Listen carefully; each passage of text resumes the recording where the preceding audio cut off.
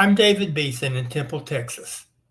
I'm a retired Army major, but I'm having problems living on a fixed income.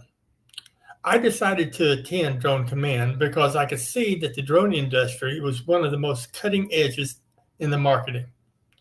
So far, I've had positive comments to say about this presentation.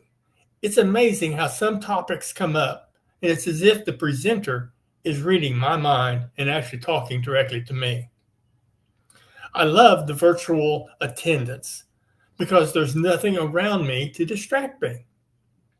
I've attended many live presentations, but there's always something in the room that causes me to get distracted from the presenter. If somebody is on the fence about attending the presentation, I would first ask them what is causing them to be indecisive. Then advise them on how much I've learned so far and that they should attend and try to become their own boss. I've learned that it's not to be ashamed to fail at something as long as you get up and try again. I don't believe a single invention has ever been 100% successful on its first attempt.